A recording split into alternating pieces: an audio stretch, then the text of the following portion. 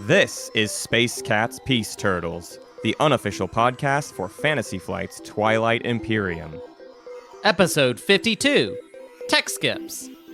Music by Ben Prunty, featuring Matt Martins and Hunter Donaldson.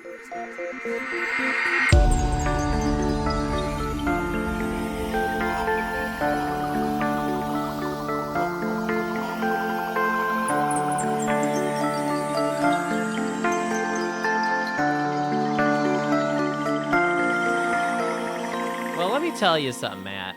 Ooh, what? If I could use a sort of day skip and skip or a record skip, you want to skip I would this use recording? it today. I have a headache and am generally kind of moody today, and I wish I could skip my headache. And do you want to give like a brief synopsis of the day? Do you want to do that at all?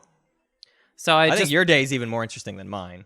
Oh, yeah. No, it's really interesting. I just got done playing on Tabletop Simulator, which, as you guys all know, it kind of makes my head hurt, and it just kind of makes me crabby. Well, not to mention that you, like, rolled out of bed, ate some cereal, and then immediately had to jump into this game, basically. Like, yeah, it's the dude. First and only thing you've done today. So, yeah, I've been I got a new job. I work like a 9 to 5 now at a bank. And I don't even know if I can say the bank, probably can't. Just kidding. I can, but I'm not gonna. It's Bank of South America. Which is crazy. I have to fly into work into South America. Mexico. No, that's Central America. Anyways, I rolled out of bed and didn't want to get up early, but I was supposed to get up early, but then I got up late and ate cereal. And then just went right to playing TTS. Yeah. And I forgot to eat lunch, and it hurt. And now we're here. And it was an interesting TTS game. I am not good at this game anymore. And I would like to, I think I should recuse myself from the proceedings. Hunter has like 1 or 2 bad games in a row, and this is how he always gets. And he needs a hot streak again to get him feeling good about the game. But if you get 2 losses in a row out of Hunter, not just 2 losses, but 2. Actually, I'm not even going to call this a loss. Like, by the end, you were in the running. It just was like a pretty rough path to get there. I think when I play the game, I try and play a new way that I haven't played before. Yeah. And sometimes I pick a way and I realize that I don't like it or that it's not very much fun to me. Right. And you know what? I'm going to pick a little bit of a bone here. I don't really enjoy Mentak very much. No, I think that's a pretty commonly held belief. I know Blackknot feels the same way. People generally say they are just not fun to play. The types of things you kind of need to do as Mentak isn't fun. Fun stuff. Now, I disagree, but I'm a monster. Right, so. right. You are a monster, and I'm not that type of monster. Here's a weird thing I'm gonna say that maybe I don't know how people will take this. I think mirror computing is good in a way that is not fun to play. Yeah, that's a good point. I've never thought of it that way, but that's very true. It's just like, okay, I'm going to get this weird economic advantage. Right. It's not fun to just count your beans and be like, my beans are worth the most. I have the best beans. Right. It's not like an actual fun way to play. Right. And I tried to pull some aggressive early game shenanigans and got punished heavily by my neighbors, who both got to have really great games out of that. And in fact, one of them won and the other was about to win. And just so as then, close to winning. After my silly aggressive thing didn't really work, I was like, well, gonna fall back on mirror computing, as you do. And that was fine. And honestly, if there had been some misplay on other people's parts, I could have won the game. Yeah, you could have. But the only reason I was even in the running was because of mirror computing. Yeah. I had nothing else going for me.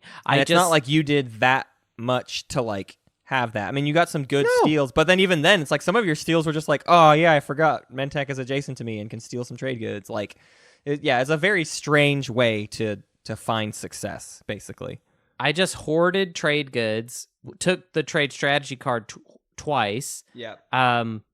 I made a deal that got me 2 trade agreements, which was fine. But it also hurt me position wise. Yeah. I don't know. It's not. It just doesn't feel like a very enjoyable way to play. Yeah. I had an interesting Xcha game. I'm getting some pretty firm beliefs about Xcha. Not to get into a guide or anything, but I do think Xcha needs to be heavily aggressive early. You don't have any abilities that help you unless you have lots of influence. And so you really have to dominate your pie slice fast, and not just your pie slice. Like, I think you need you got to take stuff from people, and you got to. It's funny because like people, you talk about Xcha as being diplomatic, but I would almost argue Xcha is required to not be very diplomatic, and you just got to take because you need to be able to take and then lock that stuff down. Because all of your abilities use strategy counters, so you're going to need influence if you ever want to use your abilities, and your abilities are great, so you want to use them to gain success. But right. my game was I sat a little bit too passively early. I had a solid pie slice, but it wasn't enough to really score all the objectives I needed and wanted to score. And then I had that sort of extra game that you see where it's like you don't really get ahead unless you make some like crazy aggression plays. You just have to. Like I feel like in the first 3 rounds, Xtra's got to do something crazy. I got a bone to pick with you about Xtra, actually. Let's hear it. What is your deal with not wanting to set up the PDS network and instead just building the flagship? Like, I just don't get it, because the PDS... This game, I didn't really have time. Construction got taken before I could take it a couple times, so I was like straight up blocked from getting construction, I think twice. Oh, yeah, Yin started taking... Well, because Yin needed Yin space docks, and then Isaro needed PDS. So those two Right. objectives were with other people. So yeah, I kept getting blocked. I would have gladly had more PDS in my slice, but I never got to see the card. So you were having to build the flagship just because it was like, well, I gotta have some. It was my space only thing, gamer. yeah. Well, and I do firmly believe that you need that flagship right away. I really, really do think. See, I disagree with that point, and that's actually what I thought was happening. I didn't know you were getting like kind of. I wasn't actively choosing to only invest in the flagship. That was definitely my only option. But I also do think it is a solid option that you should get. But I wasn't even utilizing it the way I should have been. Like, I got it and then wasn't taking advantage of what its power is. The power of it is that it's a mobile PDS, which means you need to get mobile, and you got to upset people and hurt their stuff. And I just wasn't doing that, and I should have. Well, let's dive into the actual topic at hand today. And today we're talking about... You know what? Actually, let's skip it. Let's skip it. Are we going to skip it? We're yeah, gonna skip it, the episode. Adios. Bye. We're talking about tech skips. We just kind of finished all that tech path nonsense, and something that was constantly brought up is people saying, but like, what are your considerations when you do have tech skips? It feels like it would drastically change some of your tech paths. I would say, generally speaking, you kind of still follow the tech path. You just skip wherever makes sense, but there are obviously more considerations to make. So today we're going to try to talk through like a little bit of the economy of tech skips, and then get into like, what should you skip? What shouldn't you skip? Why would you skip X? That kind of stuff. Right. I think the first thing that needs to happen though is a PSA. What do you think, Hunter? Sure. This is a quick PSA by Space Cats Peace Turtles featuring Hunter Donaldson. Just letting you know, when you go to use a tech skip, this is how you use it. You exhaust the card, the planet, in order to skip. That's it. You don't spend the money on the card. You just exhaust it to skip. It is just to skip. That's all. So if you want to use the secondary of tech and use a tech skip, you're going to have to spend 4 resources and skip with your tech skip planet. Not using any of those resources. So you need to spend a planet with 3 resources, a planet with 1 resource, and then your tech skip. 3 total planets. I see this mistakenly done very, very often, so please let it be known. It says this in the rule book. It's just one of those things that it's like very easy to kind of glance over. You need to spend it as an additional cost. Now, if you're getting your tech for free, like if you're skipping and you played the primary of tech, obviously that's the only thing you're flipping, but Please let it be known here and throughout the annals of history. Right. And now it's been said on the show. So like everybody's heard it now. Yeah, and so everybody. If you ever see somebody mess it up, you say, "Hey, wait, You Hey, heard wait what a Hunter and second. Matt said. Hey, you heard what Hunter and Matt said, and you look them right You in the heard the eyes. word. You're like, hey, look at me. Hunter and Matt said that's not how you do that, okay? And then you flip the table over. You end it. You end it all right there. You click flip. You follow our advice or you end the game. Yeah, There is no in between. yeah. Hunter, I have a debate to do now. This is the second segment of the First we did the PSA, and now we have debate time with Matt and Hunter. Matt and Hunter are going to debate a hot topic issue. Can we skip this part? We can skip this part. No. Here's a weird thought. So let's say you skip anti-mass deflectors to get gravity drive. Right on. And then later you want to get fleet logistics, so you skip anti-mass deflectors again. Right And on. then later you want to get light wave deflectors, so you skip anti-mass again. Right on. Using a planet 3 times to skip and not using those resources, is that poor use of value to you? Do you think that is an okay thing? Does it depend on the planet? Or like what? I don't know. I'm curious your thoughts of just like the more times you use it. Like using a skip 1 time feels like it's always good to me. If it's a necessary skip 1 time, great. But I'm always hesitant to use my skip a second time because I feel like it's like I should be using those resources now. Well, there is an opportunity cost. I get what you're saying. It's that you're like wasting your resources the more you do it. Right. But most of them they're only worth a single resource. Yeah, they're so not worth no. much. Like I think this mostly comes into play with red. Well, yeah, but we'll get to red. Let's get to that. You want to just go to that now? I think so. I think it's just a question I generally want on people's minds as they get into the rest of this conversation. I don't think there is an answer to this beyond the fact of like when you are skipping, think about maybe the value you're losing by continually using the same planet over and over again to skip. Yeah. Well, let's it depends on spell the it planet, out. right? Let's let them kind of see what we're talking about. So let's talk about the blue skips first. Yeah. You've got your Grawl, which is 1 resource, 1 influence. You've got Thibba, which is 1 resource, 1 influence. Both effectively a trade good, right? Like if you can use it for a resource or an influence, that is 1 trade good. Right. And then you've got your green skips, which is New Albion, which is also a 1/1. Tarman, also a 1/1. Everything stayed really consistent thus far. Same thing. Yep. Yellow skips, same deal, basically. You got a 1/0 on Lazar, so a little bit worse. You got a Welland, which is 1/2, which kind of like balances that out. Okay. Yeah. Everything's been uniform thus far. And then now let's do red.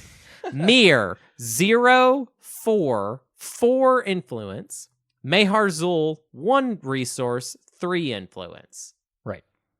Each of those are basically worth a command counter. So Right. the other 3, all of the other planets were effectively worth basically a trade good. Lazar and Welland get a little bit funkier, but they are close enough that it's hard to like really call it something crazily different. Right. But they're just they're not great. They're not great planets that are super important. Right. But Mir and Meharzul, you are sacrificing a command counter. You're deciding to flip it for a tech skip instead of using it on leadership secondary. It's crazy that it's like this. Like once we listed it like this, it feels really odd because everything else is basically uniform. Right. And Why then you did get red to your just red completely get skips. this shaft? Yeah. Right. Both are hazardous planets as well. I think that's interesting. Yeah. All of the other planets are kind of a mix, I believe. Or are they all industrial? I actually haven't double checked this. I don't know. I don't think this plays into it as much, but Grawl is they industrial. might all be industrial. Check it. Industrial. Yep. Everything. Every single other planet is industrial, except for red, which is hazardous and a command counter. Like I do not understand why red completely sits outside of the bounds of. I guess just beyond the fact of like they couldn't afford to make it 8 planets that were all industrial, and it really is weird. But I feel like some of these should have been cultural planets. I don't know. It's weird to me. Yeah, sure, but there's that. That's that. I feel like that's not as huge of a point to me. The type. Sure. No, it isn't. It's more about the economy. Right. And yeah, it's I don't know. It's interesting, and I think it's something to factor in when you're thinking about how the tech trees are designed, and how the different paths are like. There are some obviously kind of better paths, right? And red, the fact that red has Majin and Right. also is like kind of Costs you a command the counter. worst to skip with. It's the opportunity cost is the highest when you skip with red. Yeah. So yeah, your idea of like, oh, the more times you skip, the more value you're using. I think with most of those planets we listed out, I don't really care. It's not that big of a deal. I'm not going to think like that. But am I really going to give up 2 command counters just to get to Duranium armor or like to War Sun? I don't know. It gets really sad when you try to get through the red tree using skips. If you're tapping either of them like really like more than once, I think for red skips, I think that's like, I don't know, that's kind of rough. Luckily, it seems acceptable to do for Majin just because of how bad Majin is, but then anything beyond that, it really does become like fairly, I don't know, a scary proposition. Luckily, plasma scoring isn't like the worst. So like, I think plasma scoring is great. Honestly, the plasma scoring is becoming one of my favorite techs. It is a good tech. It's a good tech. Sorry, crazy. I didn't mean to make it sound like it wasn't that good. I just mean more like if the level 0 tech was really bad, then skipping would be such a problem. Yeah. Yeah. Well, so I kind of also want to dig into, just before we get away from really discussing these systems, I feel like it's important to also consider what is coming along in those two. So Grawl, New Albion, Lazar, and Mir are all attached to other planets as well, generally speaking. Now, sometimes these things get like, fought over and you end up with one person on one planet and one with the other. But I kind of want to go into this assuming you have both. So if we're saying Grawl versus New Albion is effectively the exact same thing, do you have a preference? Personally, almost even ignoring what you're actually skipping to get, would you rather have Centauri, which is a 1/3 influence, or Starpoint, a 3/1? Well, that's impossible for me to say because it depends on the faction that I'm playing. Because some factions have different. I feel like a maybe interesting episode to do down the road would be talking about the factions in the context of how much they are resource dependent versus influence dependent. Yeah. Because, like, I have no answer for this. I'm becoming such an influence as everything, but I think it's because I gravitate towards the factions that are influence dependent. There are certainly factions that are resource dependent, and I just don't like playing as them. Well, think about it. Like, here's like a really easy example. Think of like Muat versus like Necro. So Muat. Oh, I see what you're saying. Necro doesn't need the help. So they become resource dependent. Yeah, they're more resource dependent because they have lots of easy access to command counters that are outside of like the normal like spend influence to gain command counters. But also like some factions don't even have a real need for command counters, and then you have something like Muat where it's a very dry kind of difficult need for command counters, and if they had a really healthy supply of them, then that would be great. So obviously I would say Grawl Centauri would actually probably be the best tech skip hex for Muat because they need the blue skip and they need the influence. Right. Yeah.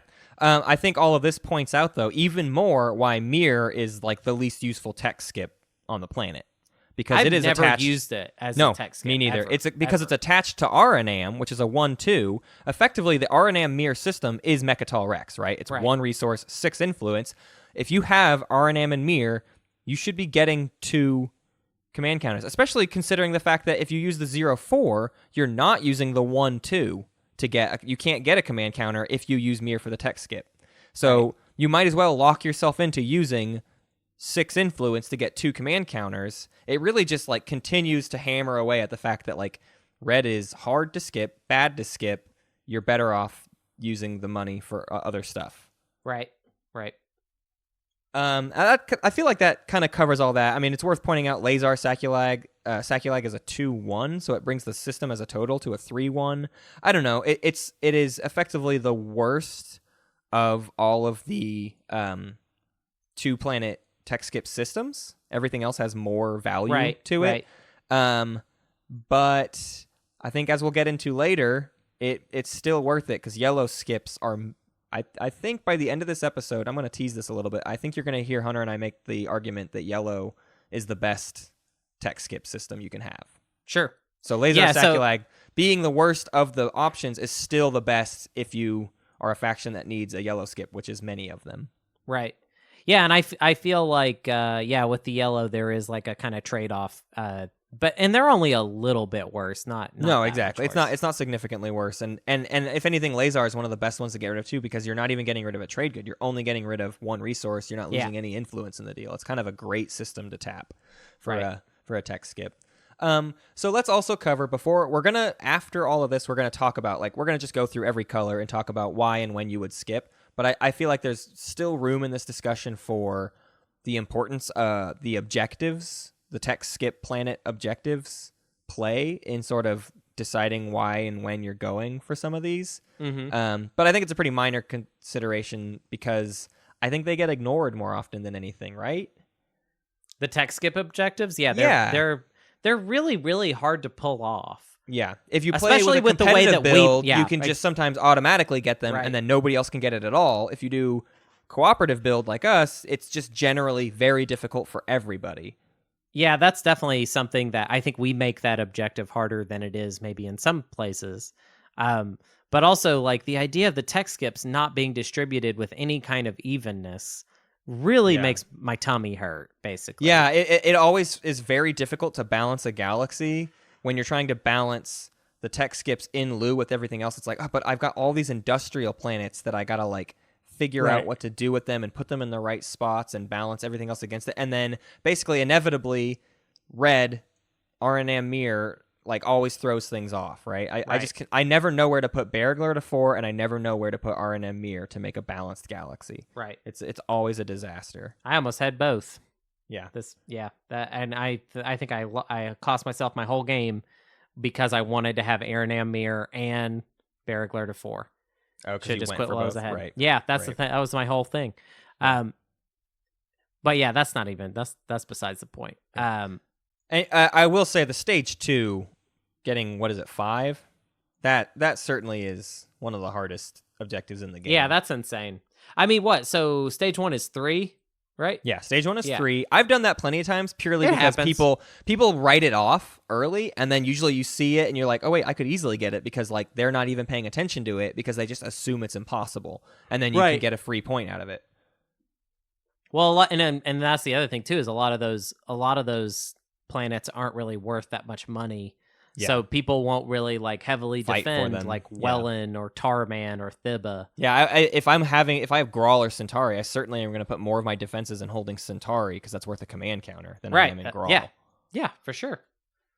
Yeah, I think the stage 1 is kind of reasonable. Then the stage 2 is where it gets. Really you need to be like Ghosts or someone who can just get all over them. You are not getting the stage 2 without having some crazy movement. You have to be a faction that went for blue tech, I think, to get that stage 2 objective, because you got to get. I'm pretty sure I've seen you get it as Ghost, and that might be the one only of the only times. Yeah.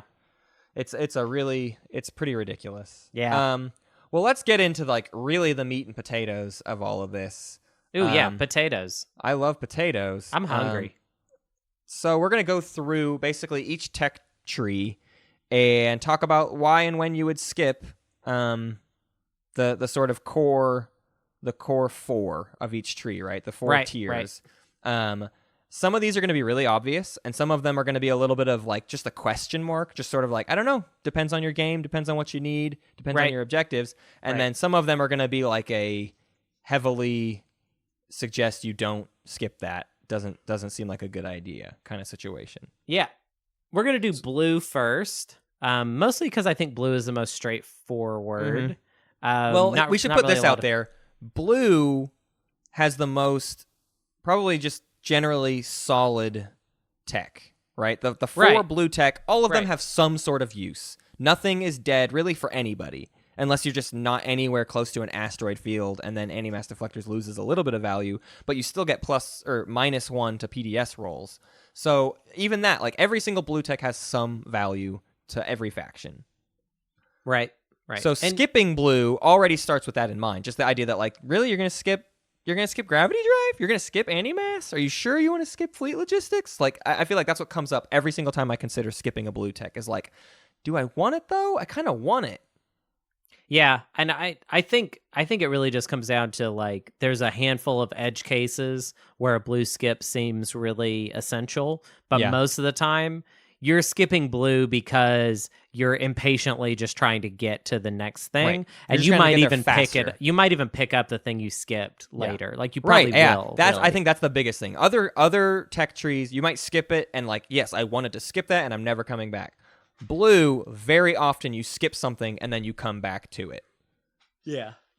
So Let's talk about skipping animass. And who so does skipping that? animass And why? deflectors, the most common one I think is Nalu. Just to get Right. Fighter 2 done, right? Right. You'll probably come back to animass, but getting Fighter 2 right away can help you a lot because then you can get those fighters just all over the place. They don't have to be tied to a carrier. You open up your early game a lot if you can pump out a bunch of cheap Fighter 2s and get them all over your hex. Right. Again, I feel like I always come back to animass if I have time, but you're also kind of ready to get into your green stuff. Like you want to go for Neuroglaive later, so the less time you spend getting Fighter 2, the better that you can start rushing for Neuroglaive. So I think that is by far the best animass skip is Nalu. Yeah, I like it. The next one, there are times when Ghosts would skip animass for Carrier 2, and you put here wormhole generator with a question mark.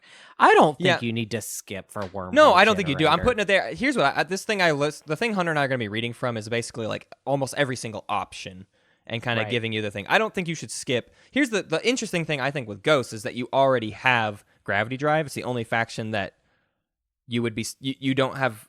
Like, skipping animass is different than any other faction. Right. Because you start with the Gravity Drive. So you're skipping to get some, like, higher tier stuff.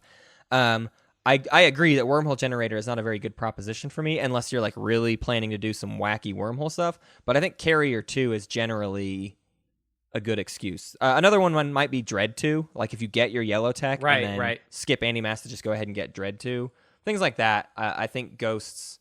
I would say if Ghosts don't have animass, if they don't have asteroid fields really in their initial plans, it's okay. But like we've said before, I always think Ghost probably is going to come back around to getting animass because the way it opens up, since you're already jumping all over the map, if you can you need it. Yeah, you need it. You gotta like be able to get into like everywhere. And if the reason you can't go somewhere is just because of an asteroid field, that feels a little silly to me. Yeah, I agree. And I think animass is kind of an underrated tech. Like, it's pretty useful if you're, depending on what factions you're going up against. Yeah.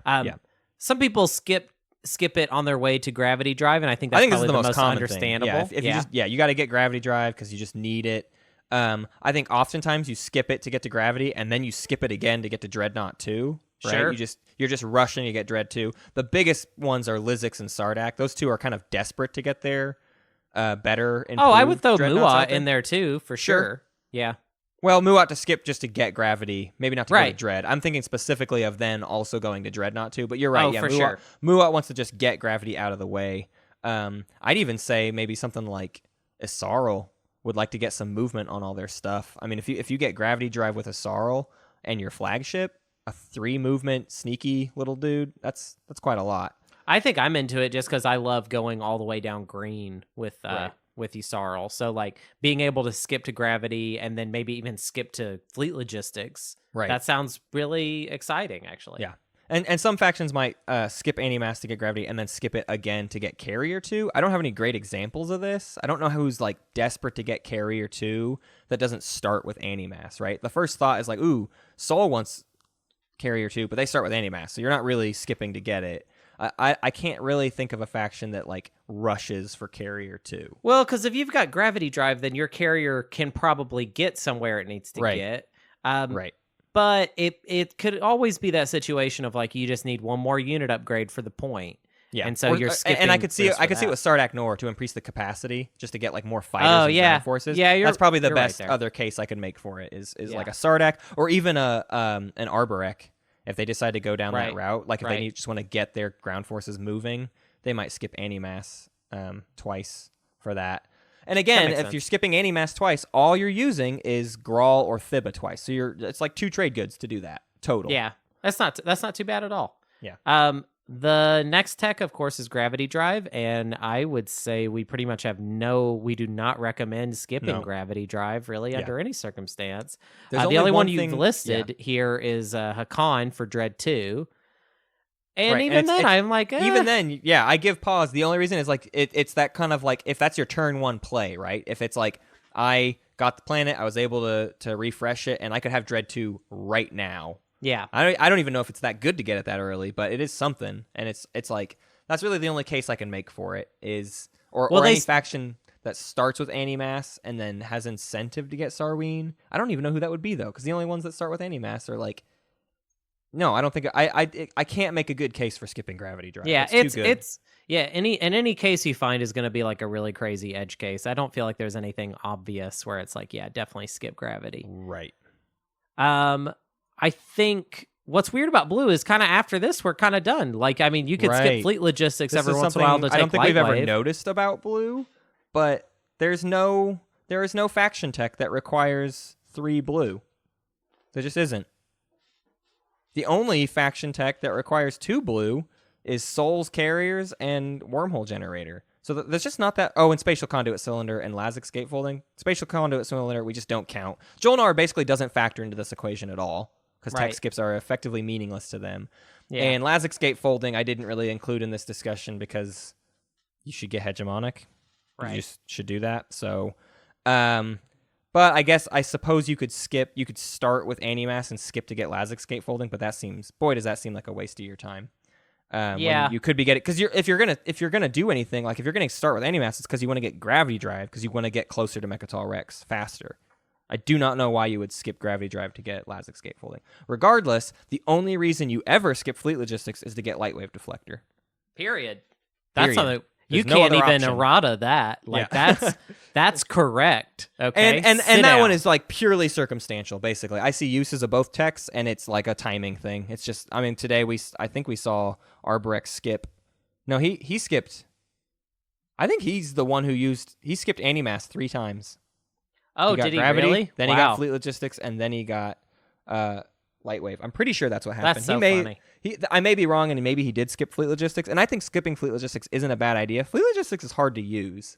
It can win you a game, and I'll never say it can't, but there's not really a reason to get it early, because it's hard to use like throughout the game. You really only use it for like a couple big, like major plays, and you're not like it's not effective to use it constantly, because stalling is a better, like, you don't need to get all your actions done right away. You need to stall sometimes people it out. Doesn't feel like an attractive tech, because it'll be like it's so important, the timing of stuff. Yeah. That like you're like, listen, I'm not trying to go faster and more often. I'm trying to wait until this one specific time and go right then. Yeah, exactly. But you have to. I mean, you don't have to use the 2. No, it's an option. It just feels it's just weird, like though. how often it's it's one of those things that's like the opposite of Hunter's Law, which it's been a while since we've really defined Hunter's Law. But like the more often you use something, generally the better we can say that it is. And so Fleet Logistics, if you get it and then don't use it for like 2 or 3 rounds, or don't use it in like an effective, meaningful way, was it a waste of a tech? I don't know.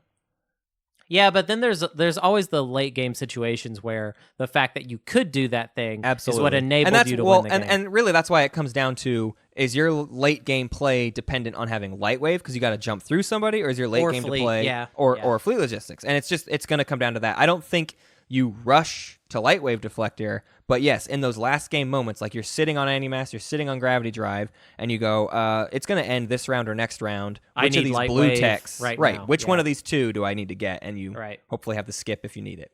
Right. Let's talk about green.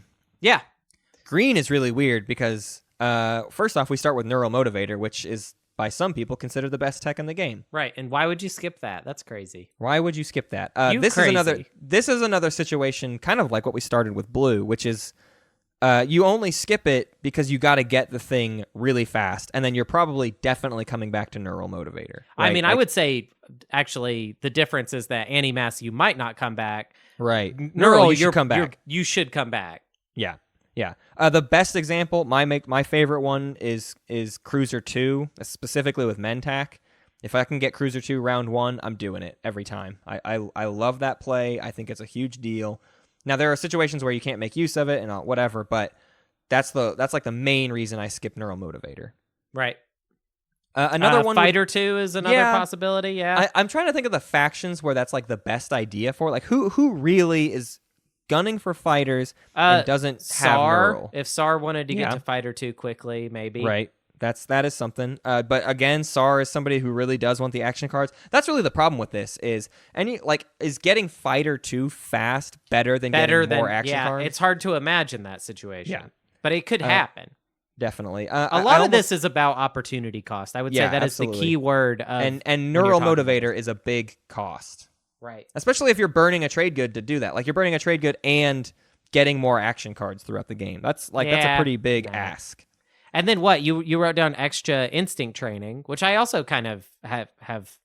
I also feel like extra can't make use of neural. Extra loves right. neural. No, extra loves neural, and you do not need to rush to get instinct training. Right. That's what's so funny about it, is instinct training is only blocking other people's action cards. Why not just match them in their action card economy instead of rushing for instinct training? That doesn't make any sense. Yeah. And instinct training is more important in the mid to late game, and definitely neural is going to be important the entire game, basically. Yeah. So, yeah. Here's an interesting thing I'm going to throw out there. I don't know that this is good, but if I'm Yin, is it maybe worth skipping neural to get Daxiv fast to start making plays on getting if I'm deciding to be a very aggressive Yin, I'm going to start getting my ground forces really out there and attacking stuff, and I want to hold those planets right away.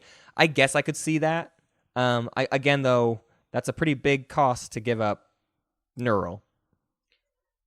It would depend on what you're getting out of it. If you're getting Aranam Mir, if you're getting Baragler to 4, maybe you want Daxiv. Well, yeah. But again, it's reliant on them even having it's reliant on there being a ground combat available to you. Which isn't going to happen round 1, period. Yeah, exactly. So it's not going to happen round 1, and it's probably not going to happen round 2, generally speaking.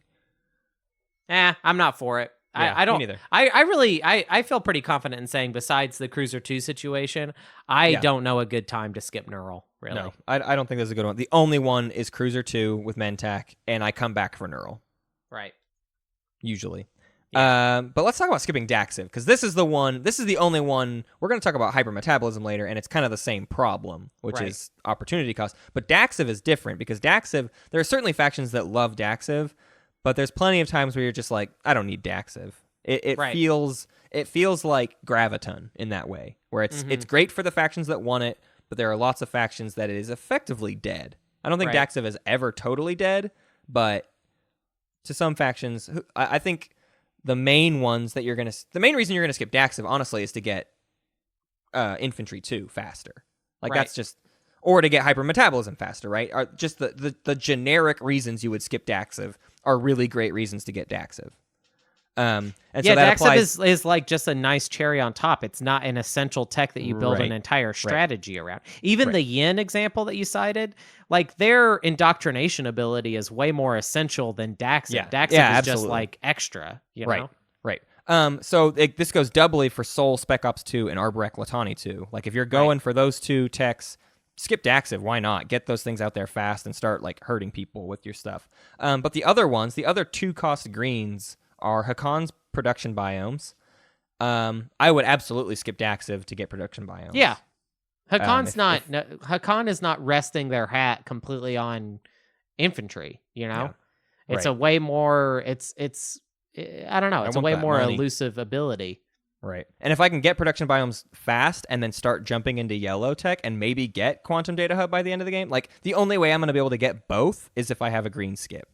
I mean, I'm pretty sure what I said way back was that if you can't skip to production biomes, you probably it kind of makes the effect that it's not that useful. Right. Yeah. If you've got the green skip, you should skip Daxiv and get production biomes. Otherwise, generally speaking, don't even go for it. There's also Arborec's Bioplasmosis. I would rather have Daxiv than Bioplasmosis, honestly. Yeah, there are uses for Bioplasmosis, but I personally would rather have Daxiv. Yeah, I agree. I totally agree. And then there's Yin Spinner. We don't have to talk about Yin Spinner. Yin Spinner sucks. Get Daxiv for sure. Yeah, Daxiv is a better complementary ability than Yin Spinner. Absolutely. There's also the idea that Nalu would skip it to Hyper and then skip it again to get to Neuroglaive, which is a fairly standard thing, right? I mean, and I totally agree with that move too. And I mean, we saw 2 or 3 people. We saw 2 people skip in today's game. The 2 people with the green skips skipped Daxiv to get to hypermetabolism, and then they never went back to green. Yeah, I would even skip if I was. I mean, we saw Isarl do it. to skip to Hyper, and then again to skip to Magion. Magion, sorry. And like, yeah, skipping what is the Dax? Transparasteel plating. Yeah, skipping transparasteel plating.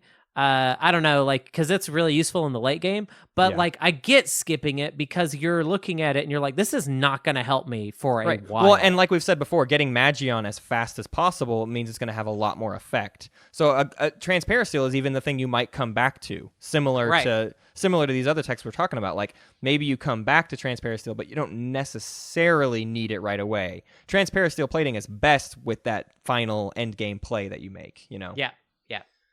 It's good all game, but I would if I had the green tech skip, I look at it and I go, ooh, I can get Magion fast. Right. And so I'm gonna gun for that. So Hunter, why would you ever skip hypermetabolism?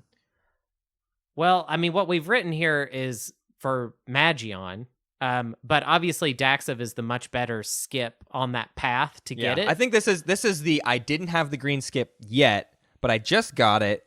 Should I go ahead and skip hyper because now I have it as an option?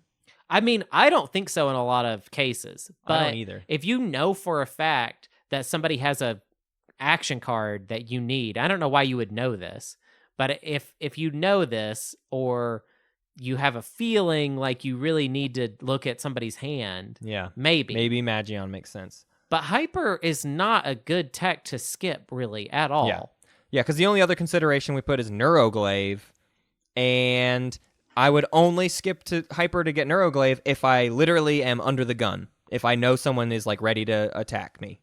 Right. Otherwise, no, get hyper. There's no reason to rush for Neuroglaive skipping hyper. Skip Daxiv, skip it twice, but unless like you know you're going to get attacked this round, I wouldn't skip hyper to get Neuroglaive for Nalu. No, I wouldn't either. I think hyper might be the least skippable tech.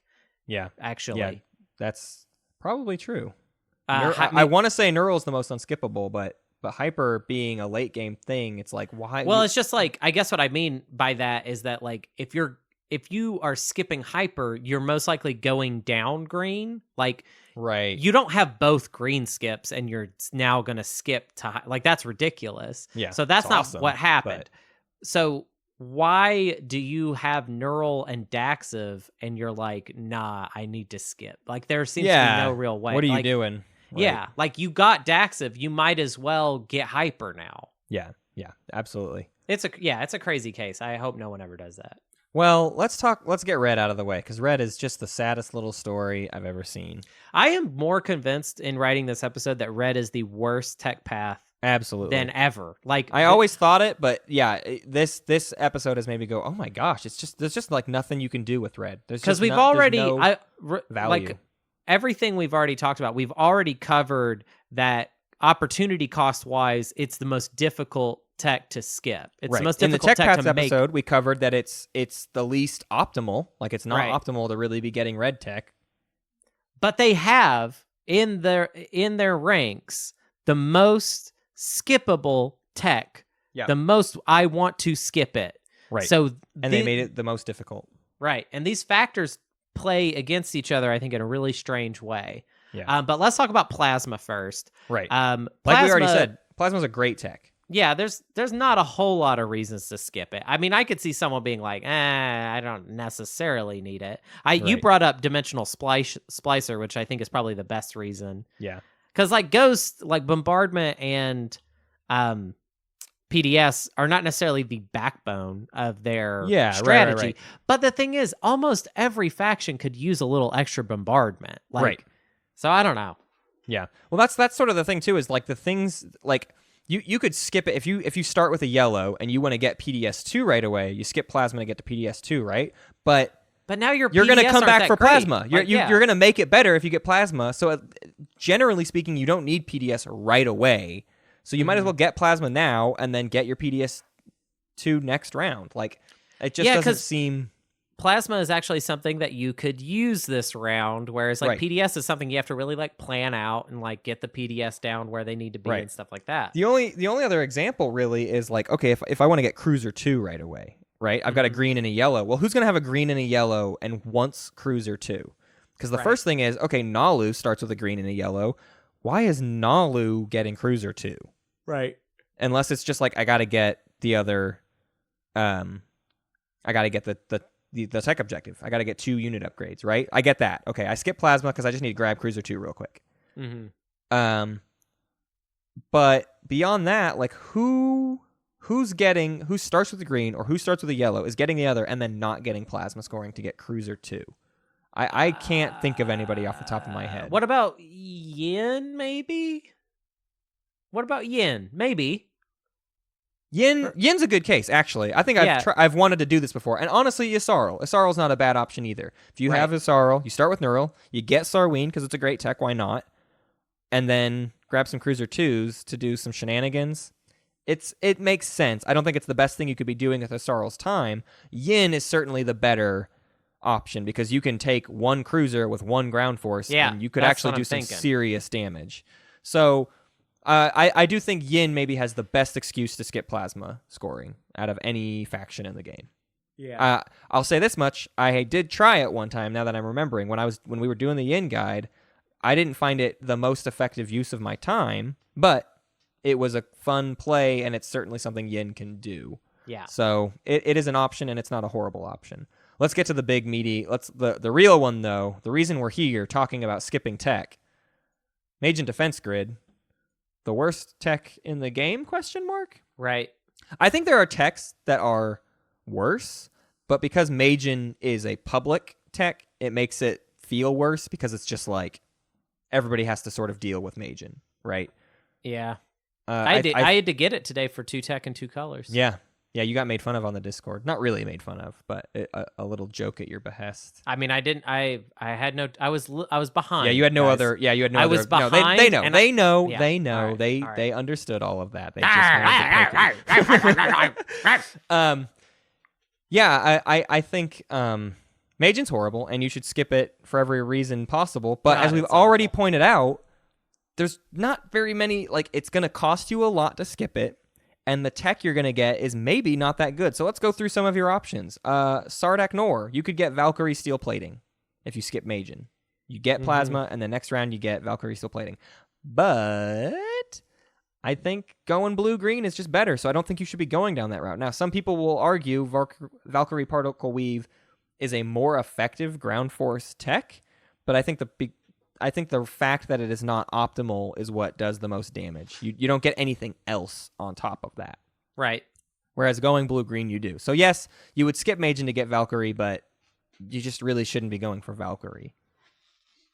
And then we've got Muat for Magmus Reactor, which I don't, I feel weird about the whole Muat going down red in general, as everybody knows. But I really wish that Magmus Reactor was a Magein level. Yeah. Because why would you get Magmus Reactor over Duranium Armor? If you're going to skip Magein with Muat or with anybody going for War Sun 2, you might as well get Duranium so that when you have that War Sun, Duranium is helping it, right? Right. And then you can skip. Yeah, if you have the red skip that you skip to Duranium, then you skip again to get Prototype War Sun 2. You don't then twice. Research Magein. Like, that would be ridiculous. No. I guess you could get Magmus at that point, which you could, is but such an edge case tech. Like, right. And it's really not worth it. Ideally, you would still have that tech skip, and you could skip again to get Prototype War Sun 2. Many factions that anyone who's going for War Suns is hoping for a red skip. Honestly, it's hard to justify getting War Suns at all. This is sort of the same scenario as we talked about earlier. It's really hard to justify getting War Suns without a red skip. Right. Because they come out too late. But if you can skip Magein, you might have an in. But you cost yourself 2 command counters to get that War Sun. What's better? 2 command counters in the mid game, or a War Sun in like the last round of the game, or the last 2 or 3 rounds. I don't know.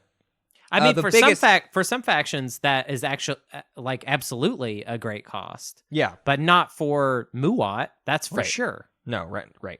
The biggest reason to skip Magein, and the one that I think makes the most sense, and is like, okay, it is worth spending that command counter, it's worth doing all this stuff, is Barony Aletnev getting non-Euclidean shielding, right? Right. Nothing is a better... There's no better red tech, honestly, in conjunction with like their other abilities, and the fact that it's where it is in the tech tree is great if you can get the red skip. So non-Euclidean shielding makes it all a little bit worth it. I've still actually backed off a little bit on my feelings on non-Euclidean and just how good it is in actually helping you win the game. But every time we see it come out, it is incredibly effective. So I don't know. I go back and forth on it. But you should absolutely skip Magen to get NES. It's just that classic thing of like, it just because you're the most effective at combat doesn't mean you're actually like winning the game. Because it feels like a lot of times to get non-Euclidean shielding as Barony, they had to like focus on really just that. Right. And that means in other areas of the game, they're not doing so hot. So. Well, the best scenario too is, I mean, if you're Barony, you start with your blue and your red. The best scenario is you get that red tech skip right away, and you get non-Euclidean shielding out of the way as like your first, your second tech, your first or second tech. Right. Well, and then we kind of already covered the like idea of skipping Duranium with Muat for Warsun. Right. This is honestly the same problem as hypermetabolism a little bit. Right. Like, why would you skip Duranium? Why would you get Magen and then skip Duranium? Or get Magmus Reactor even and get it's like skipping that tier 2, as we call it, tier 0, 1, and 2. Skipping the tier 2 tech just seems weird to get Warsun, and especially for Muat, I don't know why you would skip Duranium to get Warsun. The only excuse I could make for it is, again, that like I just got it. I already researched Magen, and then I got my red tech skip planet, and I might as well use it to skip Duranium and get the Warsuns out now. Right? Yeah. That makes sense to me, and I wouldn't plan for that unless it was like it's far enough away where I could eventually get it, and then I can skip and get it. But ideally, you may be going to come back to Duranium. I don't know. I don't know enough about like the best play to do if you're going for Prototype Warsun 2 as Muat, like where you go after that with your tech. So hard to say. If you skip Duranium, do you go back to it? Because generally speaking, too, I think the common theory is if you've got your Warsun, you're not sustaining it anyways because it's going to get direct hitted. So Duranium isn't even that useful. So really, maybe it's not that big of a deal to skip Duranium because it's just like you can't afford to use it ever. Right. Yeah, and unless like you've burned all the direct hits. Duranium. Yeah, I mean, it really just comes down to Duranium pairs well with Dreadnought 2. But tech path wise, it's very difficult to actually make that happen. Right. And then also on top of it being a really wonky tech path, it is opportunity cost wise the most expensive thing to skip Magen, the worst tech in the game. Right. So Duranium in general is just like such a difficult proposition. Yeah. And I don't necessarily think it is a bad tech. I think it's been kind of screwed over by the economy around it. Yeah, absolutely. Yeah, Duranium itself, if it were in a better tree or even lower in that tree or whatever, it would certainly be a better tech, but based on its position in a bad tech tree, it's like, are you really going to go that far to get Duranium? Right. It's pretty far out of your way in a terrible, terrible route. Right. And then I guess you could skip, there's always the option to skip Duranium to Assault Cannon. Yeah, which is something. I mean, because Assault Cannon almost has a different mentality too, right? Assault Cannon is effective when you have 3 ships. So if you're playing a faction that is overwhelming, maybe you're playing all cruisers, all destroyers, things like that, or even like carriers and fighters. I would absolutely skip Duranium to get Assault Cannon if I just know I don't need Duranium, but I want that free hit. I think of Assault Cannon the same way that like I think of Light Wave Deflector, in that I see what I want to use it on before I even research it, generally. I don't research it unless I already know, that would make the difference like right here. Right. Yeah. So I'll go ahead and get that and then do this. Well, Assault Cannon is one of those things too where it's like, I guess it's basically more effective if you can get it early. And so if you can skip your way to it, it becomes a better proposition. It's still that opportunity cost keeps coming up, but like I think with Ghosts specifically, because you can easily skip mate, like because you have Dimensional Splicer as a skip. Right. If you can skip to Dimensional Splicer and then, get Plasma or whatever and skip your way again to Assault Cannon, I think that's a great play for Ghosts. I think it's getting Assault Cannon fast with them is pretty powerful because then that's 2 free hits at the start of combat. As long as you got the ships. Yeah, that would be right pretty systems. amazing, actually. But yeah, Let's talk that's about a super edge case. Yeah. Let's talk about Well, that's the what red fun feels one. like with everybody. Red feels like edge cases just no matter what you do. Right. It's all right. edge cases. Let's talk about yellow. Yeah. Yellow's cool. It's really cool to look at it set up this way. It's really quickly becoming like my favorite tech tree because just like you get to do the most stuff in yellow. Right. Right. The most interesting tech are all in yellow. Well, I kind of wish that all the trees had been designed with the same philosophy that yellow is. Yellow, Right. every tech actually interacts with a completely different part of the game. Right. Whereas like blue is generally all movement except for fleet logistics. Right. I get thematically why you would do it that way, but yeah, I kind of wish they were all just balanced out and had a little bit of everything, and you just had to kind of decide what the right path was. Yellow is like, well, like I guess I wish what connected them was more like for yellow, I feel like it's about theme than it's about mechanic. Yeah. And maybe the problem is just like, well, with blue, like theme and mechanic were kind of the same thing. Right. But like the fact that you've got Sarween that interacts with production, and Graviton that interacts with PDS, Transit interacts with infantry, and by the end you've got integrated economy that interacts with your ability to produce again. So it did kind of like go back, but Comes back. anyways, let's talk about skipping Sarween and when you would do that. So we should get it out of the way that Sarween has almost the same problem as Neural Motivator, where it's like a super great tech and you should get it early, so why are you skipping it, really? But the difference between Sarween and Neural is that if you are in the mid to late game, I don't think it really is worth it to suddenly research Sarween. Right. So our best options here are techs that are things you might be getting in the late game or mid game, and you've been going down other paths, and, War Sun or Dreadnought 2, both of those require one yellow tech. You focused on red tech first. You focused on blue tech first. And now you just want to get your Dreads out or your War Suns out. It's pretty acceptable to skip Sarween to just get that done. You're already in the mid to late game. Sarween has lost most of its effect. You might as well skip it. You put the Barony L4 Disruptors, which I think is a good example, again, of that kind of light wave assault cannon type thing, where you probably won't get L4 unless you need the faction tech for some reason, or if you just see an opportunity where it's like, if I had L4, that would make the difference. Like it would do something right there. And also Extra Kingdom's nullification field is sort of the same deal. You start with Graviton, so skipping Sarween allows you to get that nullification, or transit diodes in this case, but nullification is obviously the better one. And if you didn't get yellow first, like if you focused on, upgrading your PDS and getting some green tech, obviously skipping nullification is a great way to just go ahead and finish out. That's what I did today. I actually did get Sarween, but if I was looking for a yellow tech skip, and if there had been one closer to me, I certainly would have gone for it to kind of get that done faster. Right. See, I actually don't see nullification field though as a let's see if I can use it kind of tech. I see it as you should get it because it will affect every way that people deal with you, basically. Oh, right. What I meant is I see it as the same thing as War Suns and Dreadnought 2, where it's like you're already there in the mid game. Right. And if you haven't gotten Sarween yet, what's the point in getting it now? Like, I think nullification field, War Sun, and Dread 2 all have that in common of like, you might as well just kind of jump out of your way, skip the Sarween since it's already kind of worn out its welcome, and grab it. I want to say something before we move on, because we've said a lot that's kind of touched on the classic Sarween Neural debate. I want to be clear that I do feel the same way about Neural as well, that like the later you get it in the game, the more it's like, do I really need that extra action card now? I just think that mid-game Neural purchase is worth more than a mid-game Sarween purchase. Yeah, I agree. I think it's an interesting debate. I can kind of still see the excuses for Sarween, but I think like a round 3 or 4 Neural is still not a bad idea, because sometimes those last action cards are the most important ones, and so it's like, you know what?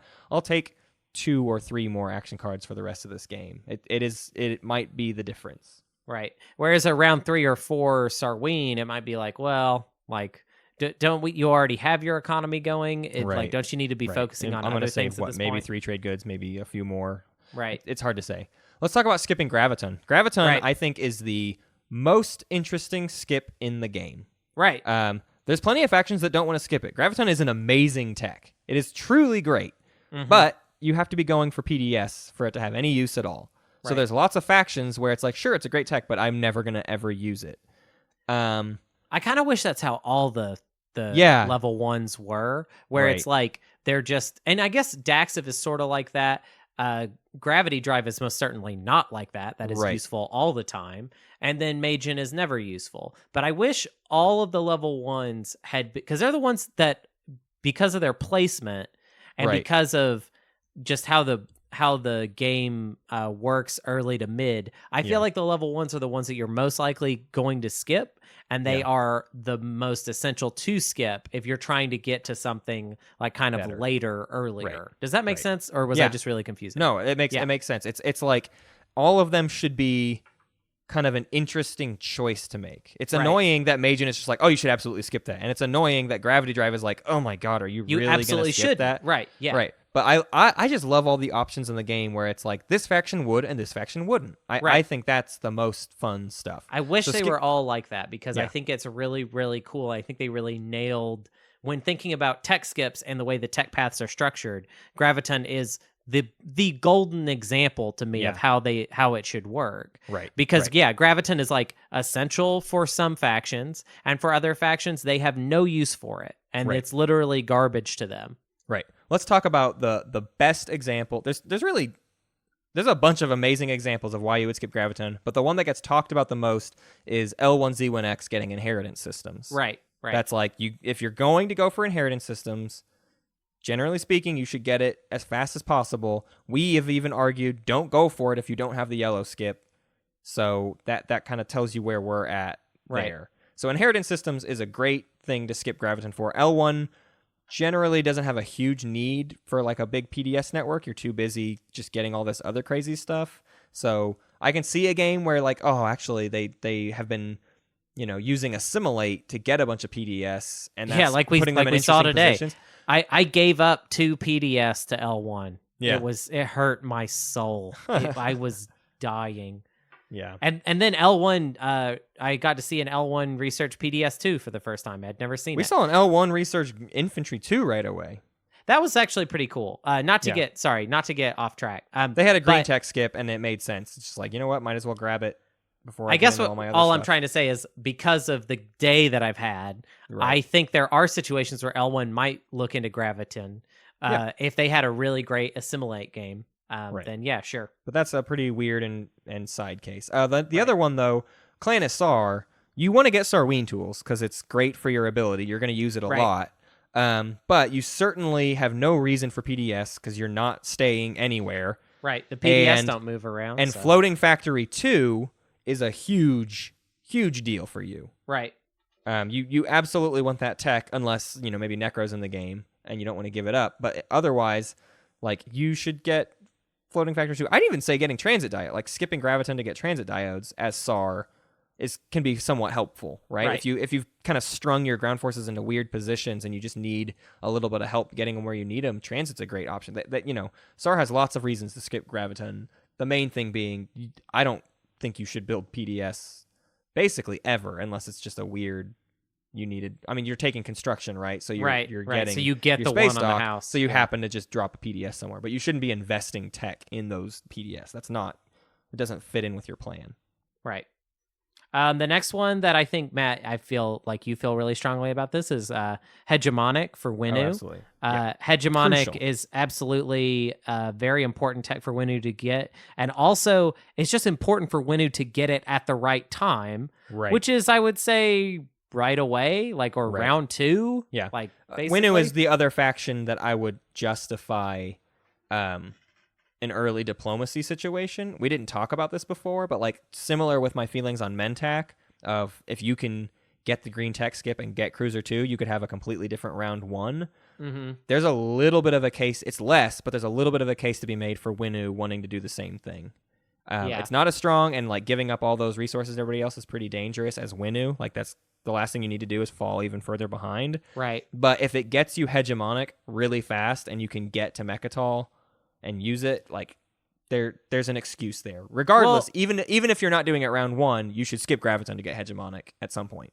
Yeah, of course. Like, yeah, Well, I don't know. That's a little bit more. Here's the prevailing thought: is round 1 you can't afford tech, so you only have Sarween. Right. You get the tech skip. Round 2, you skip Graviton to get hegemonic. Like that's what you should do as Winnu. That's like that's your best case scenario. Right.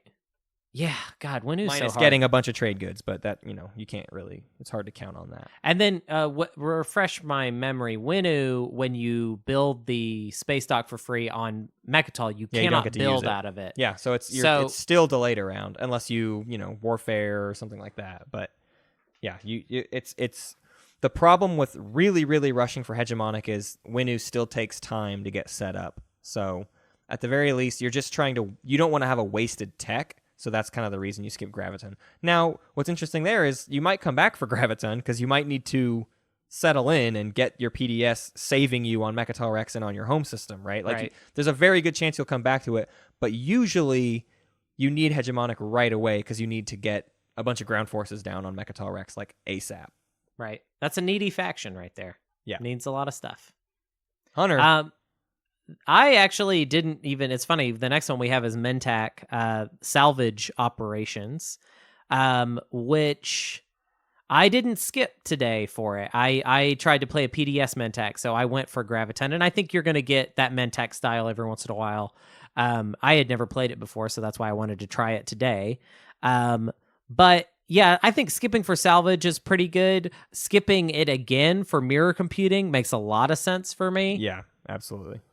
I don't find salvage operations to be that essential of a tech. It can be, I think, I've seen people use it very creatively. Yeah, I think you and I don't think of salvage. If anything, like you were talking earlier, I had this thought when you were talking about Mentak and how it's like their abilities are sort of boring. I think salvage operations is the one spot where you actually could decide to play a very salvage operations focused game, and that is a more interesting way to play Mentak. Now, whether or not that really leads to a solid victory, I don't know, but it is certainly a more active, thinky way to play. No, I think there's probably a lot of situations where having salvage operations or researching it, skipping to it on that round where you saw like, oh, I could win over here, but I'm just barely going to win and I'm going to need to reinforce it. Then, yeah, I get it. I totally get it.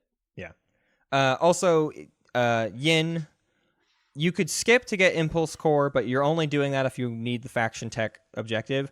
But skipping Graviton to get transit diodes as the Yin Brotherhood That's awesome. Is just like one of my favorite things I've ever seen in a game. It is super choice.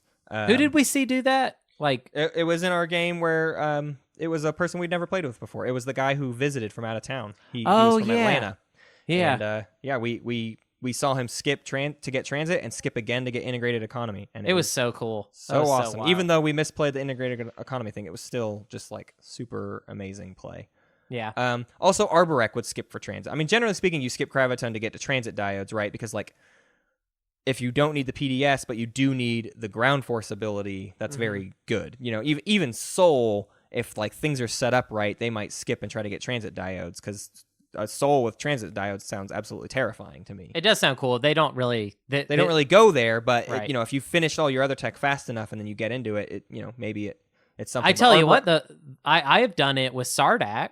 I've gotten Sarween early because I was Sardak. I was like, oh, I'm going to need it's gonna be useful, the extra resources from Sarween. And then later been like, you know, I could pivot to being more of a ground force thing if I had transit diodes. So I would say Sardak should be looking at a yellow skip for sure. Yeah, absolutely. I mean, they should be looking at almost every skip except for red, but that was sort of our thing with Sardak, wasn't it? It's like whatever skip you get, that is now the tech path you go for. And so the Sardak Nor with a yellow tech skip is the Sardak Nor that overwhelms its enemies with transit diodes. Sure. So why do we skip transit diodes? Oh, I don't know. I love transit diodes. There's a couple cases, but I feel like most of the time this is kind of, you know, it's not near as good as hypermetabolism, right? Which we talked about being like, why would you skip that? Well, but it's because it's more specific. Not everybody's needing to do that with ground forces, right? Whereas everybody can use another command counter. I feel like the things you skip it for are really essential. So and essential to get before it's too late, right? So Hakan Quantum Data Hub node, Hakan most Hakan style is not going to have a lot of use for transit diodes. Right. But quantum data hub node is like completely changes your game. Right. And is essential to that late game if you can get to it. Right. I know in the past we've been like not super hot on quantum data hub node, but obviously this is a tech skip episode. Yeah, with the tech skip, quantum data hub node becomes like, oh yeah, you're getting it, and you're getting it right away. And that you're was doing pretty much everything you our can. only like real like thing Hold up. about it was like, Yeah. well, you need the skip. How long are you going to spend trying to get it? Yeah. Right. Mentac getting mirror computing, I think it's great, especially if you're doing the PDS Mentac. Like if you had decided to get Graviton and go ahead and skip Salvage, like you said, you didn't use it very much. You were kind of playing a different, a little bit less scrappy Mentac. That's what I did. I Yeah. skipped You- salvage for mirror. I didn't realize you completely skipped it. I thought you just got it but didn't use it. Yeah. I skipped it and then I went back because I had a secret objective that was like all four in one color. Right. But skipping salvage is, I think, I think salvage is a great tech. But if you can get mirror computing faster and you're doing a PDS focused Mentac, I think it's great. And I see no problem with skipping transit diodes or salvage operations as Mentac. The last mirror one I computing put is here, so essential to them. But go ahead. Sorry. Yeah. The last one I put here is a super edge case, but having the tech skip makes it more viable, which is Arborek getting integrated economy. As we've talked about before, Arborek gets more use out of integrated economy than any other faction in the game because they can double produce with it, because building with integrated economy happens before the production step, so you can build some ground forces and then immediately build out of those ground forces if you're Arborek. So if you have the yellow tech skip, if you can get Sarween, which you're absolutely doing as Arborek, and then your next tech you skip to get transit diodes, which is great for Arborek, and then you skip again to get integrated economy. So you've got, by round 3, integrated economy. I think that's like one of the rare cases you're going to get some use out of integrated economy. Otherwise, integrated economy usually comes out too late, but getting it fast with a tech skip certainly increases its ability to have an effect on the game, and especially with Arborek. Right on. That's it. That's everything. I'm sure there's a couple things we missed. I tried to type out every single possible option of what you could skip. I'd love to hear people's other thoughts on like what. Yeah, get us. Come on. Get us? Yeah, I think this is a really fun one to even just get some anecdotal stuff of just weird ways people have chosen to skip things. But I feel like we covered most everything. Yeah. We've still got Errata to do, Hunter. Do you want to jump on over to the Errata? What do you say? Let's jump on over to the Errata zone. The Errataness zone. What do you think about that? I think it's the best thing you've ever said in both of our collective lives.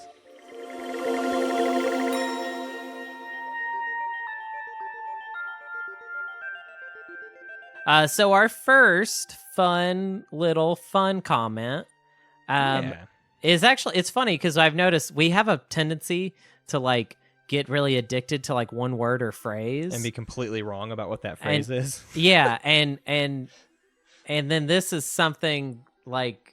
So I said this last episode, and apparently I've been called out and told I've been saying it for weeks. I don't know when else I said it, but clearly some other episode like a month or more ago, I used the term edge shooting. Right. That's not a thing. That's never been a thing. Doomfrog pointed out that it is angle shooting. Angle shooting is the correct term. I'm an absolute idiot. Angle shooting is a term mostly popular in poker.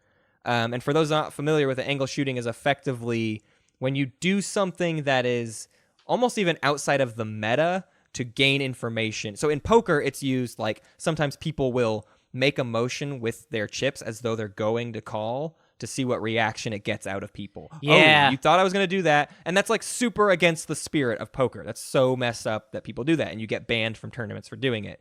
So angle shooting in TI is almost similar things where it's like you try to bait out like a sabotage, and they're like, oh, just kidding. I didn't actually play that action card, but now I know you have a sabotage. Like weird, crappy stuff like that. That's angle shooting, and I've just been calling it a completely stupid thing for like over a month. I didn't even understand what you were talking about, actually. Yeah, like, I never I'm really defined it before, and I should have. Yeah. Well, whatever. I don't think it's actually as common in TI as people might try to accuse other people of, but it certainly could happen, and is maybe even more prevalent we might see in like competitive play if people are getting really competitive, or like the hope to avoid the option for angle shooting will be I think having very- a moderator that knows rid all of the it. timings kind of gets rid of it. But if you Yeah. don't, no, I have been angle shooted before and have angle shot people for sure, Right. sure. For sure. We've got one from Chills on Hills Jensen.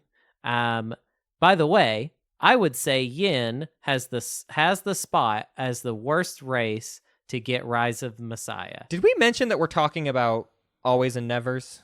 I don't think we Oh, no, we specifically didn't said even that. say This that, is no. errata for always and nevers, and yeah, so we talked about why you would maybe just jump on sabotaging a Rise of the Messiah, and it's like, oh, if Arborek or if Soul, and we didn't mention Yin, and Jensen is 100% correct here. Like if Yin gets a Rise of the Messiah, that's like maybe the number one thing to get. I think you compete with Arborek because it increases Arborek's production capacity, but Yin having more ground forces to continue to overwhelm you is a pretty horrifying proposition.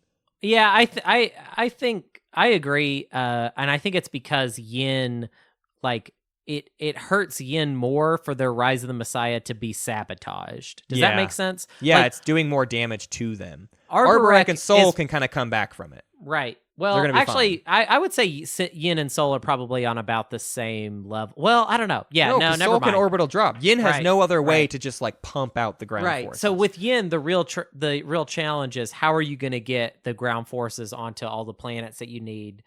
So Rise of the Messiah is super duper helpful. yeah. it Whereas can for save a Arborek and Yin Soul, it's game. just a cherry on top. Right. Yeah. Right. Pink had to say so we didn't say never pick Winnu, right? That was like supposed to be the big bit, and I didn't say just don't play Winnu because I don't believe in that philosophy anymore. I think Winnu can still be fun if you're just a person who's willing to have some fun. But Pink did point out the truth about Winnu that we didn't give the always or never, which is, okay, if you are playing Winnu, you should start with Sarween tools and you should get hegemonic trade policy. Right. I think that isn't always. We generally avoided like faction-specific strategies, but I think in Winnu's case, this excels beyond that sort of consideration, and it is like no, you need those two things. Hegemonic trade policy is your only ability as the Winnu. Everything else is like a weird way you are being forced to play. Hegemonic is the only thing that is an ability that you can use to great effect. Yeah. And you should get it. I agree. Next up, we have a lot. We've got a string of errata, and it's all going to be about diplomacy and our opinions on diplomacy. So, real quick, we said never pick diplomacy round one, right? Hunter is very firmly in that. I think I gave a few caveats, but we've got some people that kind of just disagree all around. Ooh, let's have it out. All right, so I swear Take your I have a gloves job. off. Yeah, here we go. I swear I have a job says I strongly disagree with your position on diplomacy round one. What about giving everybody else free money? This is patently untrue, particularly in the first round. It's not free. It costs a command counter and requires you to have the planets already be exhausted. Right. I suppose someone could get a better return using a home planet, but there's almost no chance someone spends a planet turn one. You can also discount the command counter for a net value of resources -3 influence when you're considering it. That's why you use diplomacy very specifically. So if we were to rephrase this, it should be always, if you take diplomacy, always use it turn 2. Turn 1, you take a system. Turn 2, you diplo. This basically guarantees the other players who can use it remotely well as you is the leadership player.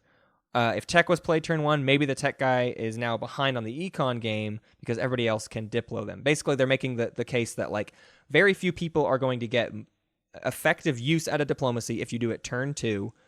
Leadership is going to go before you so they can get some use out of it. And tech, if they decided to play tech turn 1, will be able to refresh their planets. And anybody who bought tech off of that will also be able to do it. That's my biggest argument against this, honestly, is if diplo is in play, the people holding tech completely change their mentality. Right. Right? I mean, generally speaking, it's just like, okay, well, we're teching first thing. And I don't think it ruins their economy that much because they're just going to get it right back. I'm just I just don't think I get it because I'm actually completely confused by this because everybody's turn 1 is generally expand. Right. So like, well, Let's work through the rest of these because I think there's more conversation. There's more people that were talking back and forth about this, and I think it helps shape out your argument a little bit better because I agree with you, and it takes a few steps. So in response to I Swear I Have a Job, Stronkowski said, yeah, the 2 strategy counter limit occurred to me as well, but people with the following cards will have the extra to spare since they got extra command counters, or they save one by taking the primary. Leadership isn't going to have a command counter problem. Tech is only doing the secondary of warfare, theoretically, so they can afford to do the secondary Diplo. Warfare is only doing the secondary of tech, so they can also afford to do the secondary Diplo. So including yourself, 4 players at the board are getting the benefit. 3 people other than you are getting possibly a great benefit out of it. Also, Lexi said, it's hard to negotiate for things with it because people know you only have so many valid diplomacy timings. This is something I really agreed with, which is just like someone tried to say, like, shouldn't you use diplomacy to try to get something? But it's really like you're going to play it at some point and everyone can work around you. Generally, like it's not and that the later hard to you play it, the better it is generally. I don't know. It depends people on have a lot more of planets timings. to use it on. Like you don't want to play it later, so you need to play it early, and it's pretty easy to play against it being used early. It's not a hard thing to do. So the final point in all of this is Doomfrog had this to say: the major issue with diplomacy in general is you might get 5 extra resources if one of those 2 systems is adjacent to your home system. But the total resources generated on the secondary could be more than 12. And choosing to hand out 12 resources so you can get 3 or 4 is bad strategy. I agree.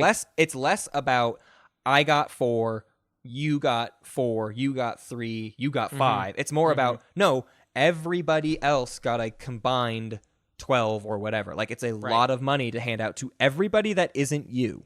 And as we've pointed out, there's really going to probably only be 2 people at the table who, you're right, might not get to use it. But 3 of them will. So even with that consideration, you're still handing out like 9 resources and only gaining a maximum of 5 or 6. 6 if you're Barony Aletnev.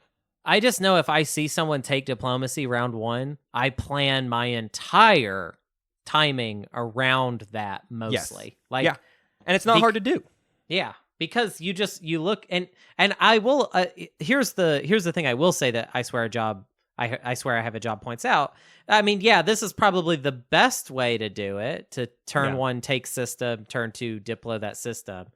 But you are letting everyone, the like bare minimum is that everyone has the opportunity to get the benefit that you got.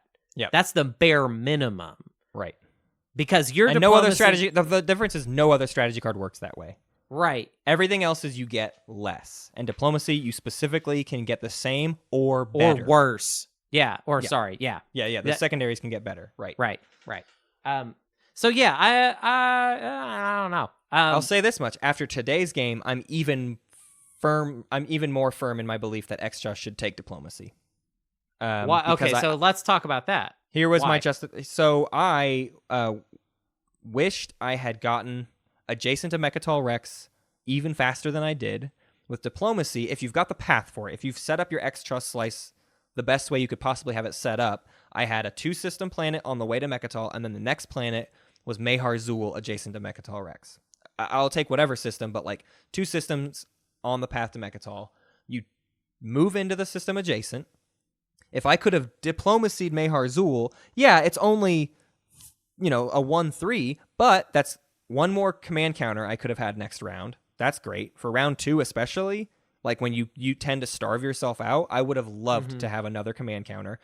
And if I already have that planet and I do what I think is the best round 2 strategy with Extra, which is get construction, I could have built the space dock and maybe even put the flagship on Mehar Zul adjacent to Mechatol Rex round 2. Second turn of round 2. Yeah. And I could have blocked Arborek taking Mechatol Rex. And Arborek having Mechatol Rex kind of hurt my whole game. Like it really drastically changed what a lot of my options were. And I think Extra, I'm feeling even more firmly too that Extra is a Mechatol race themselves. So if you can get that flagship out there, adjacent to Mechatol, and ready to move in whenever you're ready to do that, I just think it's the best way to play as Extra, and diplomacy opens up your ability to do that. You can't really effectively do it without diplomacy. Maybe can with warfare. I counter you? Because I know the game is close enough now that, so this is what you would have done for me though. even if you had played it exactly as I swear I have a job described, I had Baragler to 4, which would have meant I would have been able to spend that command counter for 5 resources extra round 1. Yeah. And my round 1 was actually kind of a bummer because all I got to do was research tech. Right. Because I had to for an objective. I agree. It's hard to know what is worth more. Me getting I think for X-Child they need the position more than anything else. And if anything, like if you had more money, it would have just been more you could have put up in a fight against Lizix. Right. And you probably wouldn't have sent it at me. It wasn't necessarily my concern. I don't know. Maybe you're right specifically if you got to look at who your neighbors are. Because, yeah, if Lizix Lizix was my neighbor, right? So Lizix is going to flip over their home system for 5 and then another planet on top of that, maybe. Yeah, they had Star Point, so they would have gotten 8. So, yes, that absolutely would have been terrifying.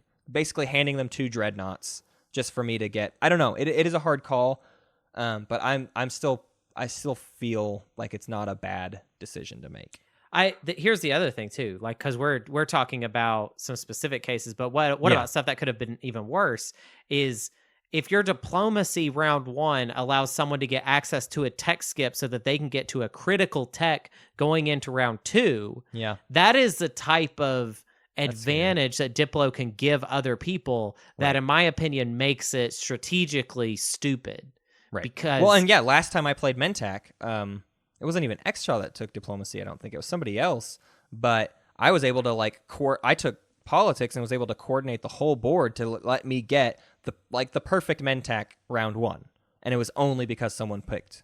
Was I there? Because I think I remember you doing. You were there. Yeah. It was because you're the one. I gave speaker token to you so that you would that was play crazy. tech at the right time. I needed tech to happen at the right time, and you had it. So I gave you speaker token across the board, just so that everything would time out exactly how I needed it. And yeah, your tech game was ridiculous. That was the game that you had both yellow skips, right? I had what? Didn't you have both yellow skips? No, that was a different time. I think. I don't know. But either way, I did have a very good Mentec game that time. Let's do this last errata. What do you say? Okay, sure.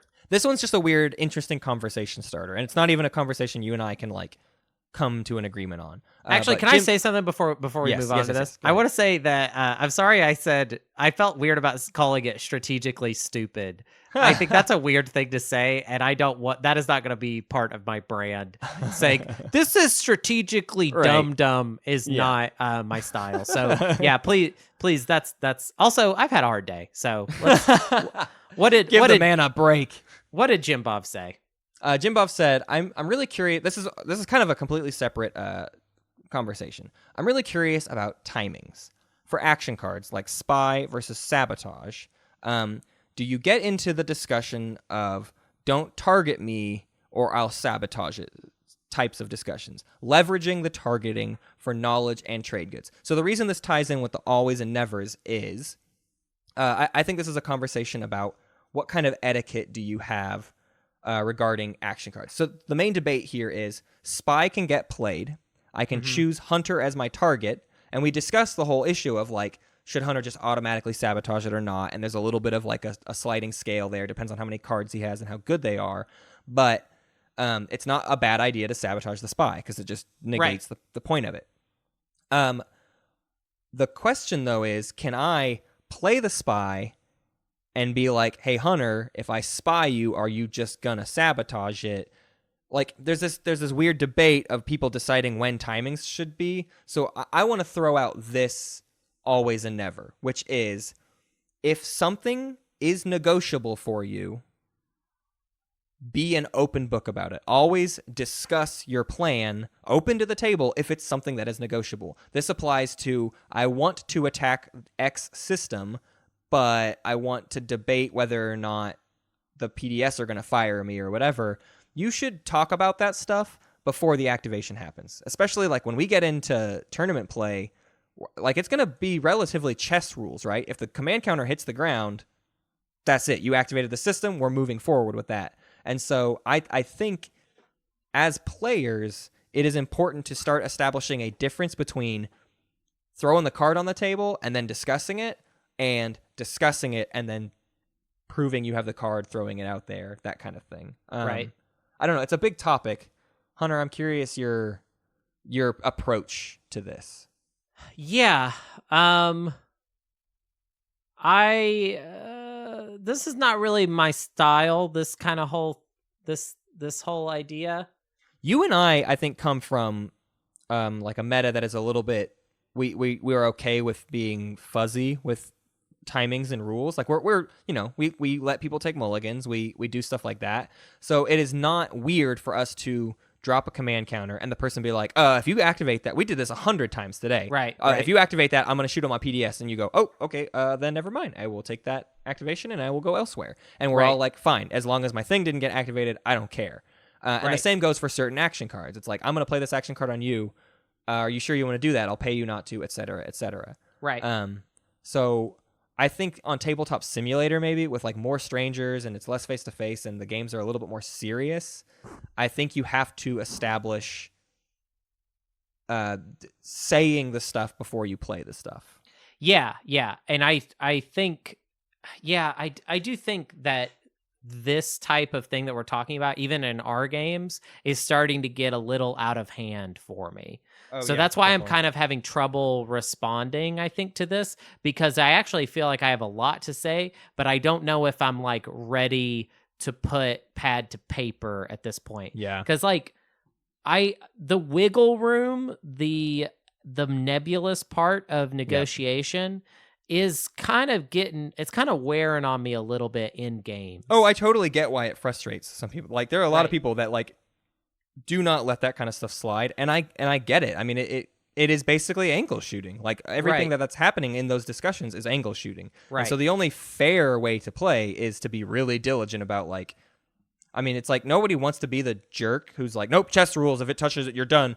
But it makes sense why people would want to do that and why that is kind of important for the game. I think what Twilight Imperium needs next, and what I don't know, maybe this is me and your calling. I think Twilight Imperium needs a suggested, because obviously there's no way to enforce anything like this, but there needs to be an etiquette for this type of stuff.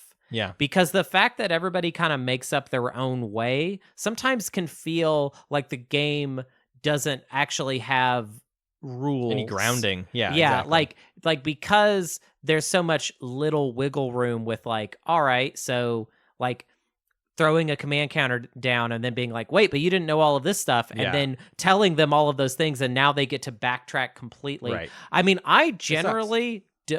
and Matt, like you go ahead and call me out here if you think I'm not being honest.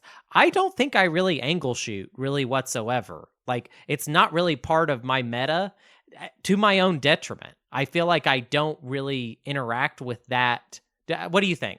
No, I don't think you do, but I do think you are always willing to, if someone activates your stuff, you're the first one to be like, are you sure you want to do that? And like talk them out of it and then accept when they take it away. I totally do that. I totally so you get the other side of it. Yeah, right. You don't use it to gain information, but you do certainly get the information and try to talk your way out of it and allow, because basically all I'm saying is in like a high profile tournament game, like if the command counter hits, like there's nothing left to negotiate. You've activated the space. You got to go forward. That's why I do think there needs to be a defined etiquette, like something where that way people don't accidentally show their hands. You know what I mean? Right.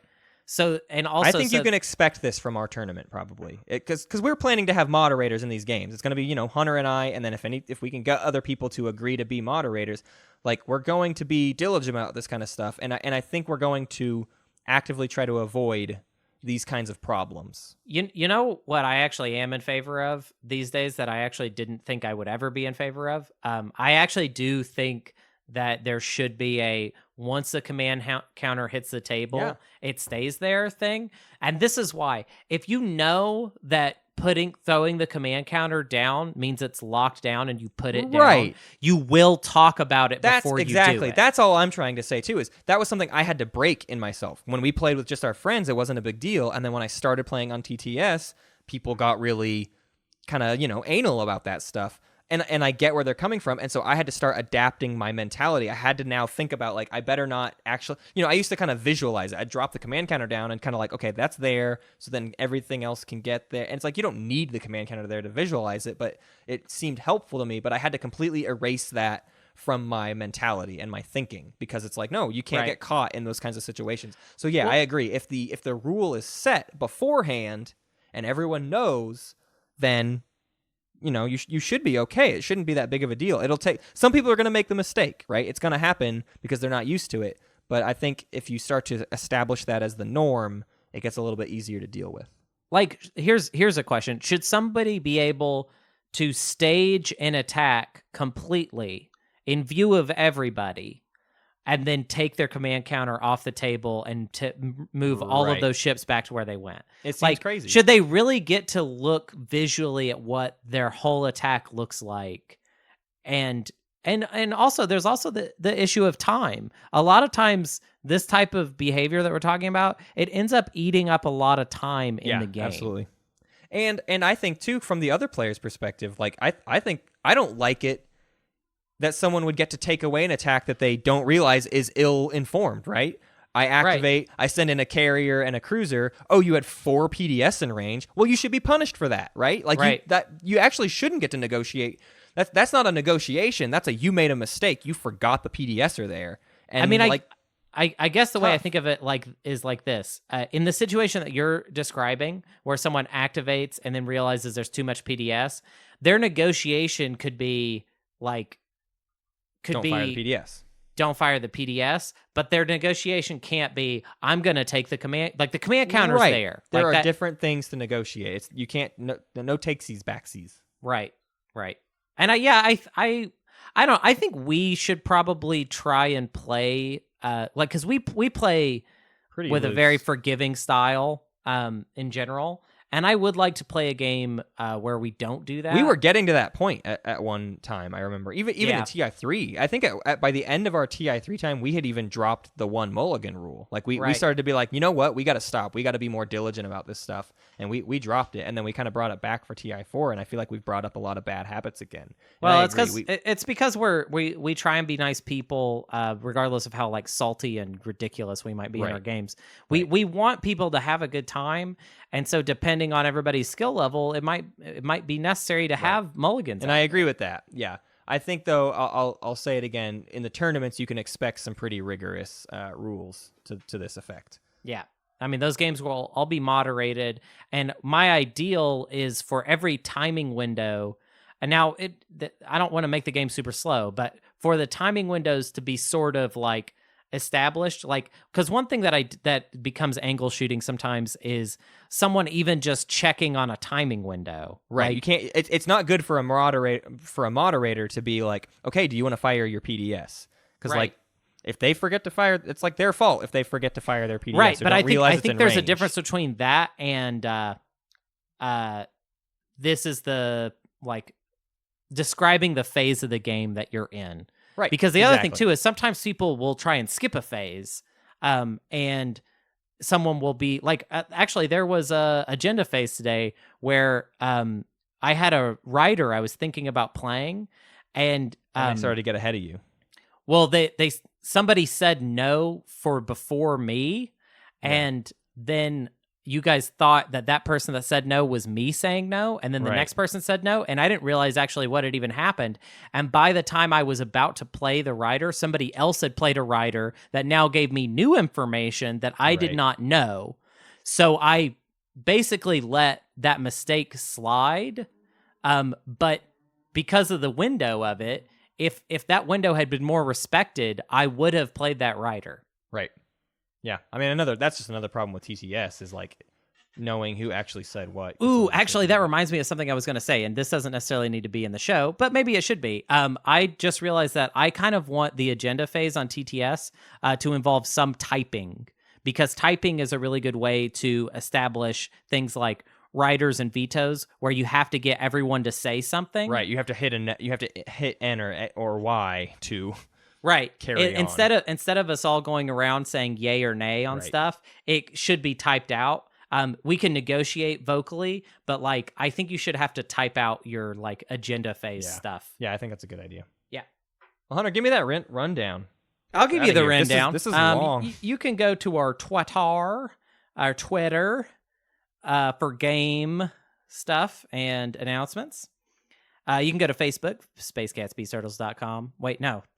Wait, what? Oh, it's called We don't have a website. Yeah, we don't have a website. So we have a We're Facebook idiots. page. We're cool. You can go to this Reddit. God, I am not doing it good today. I'll do it.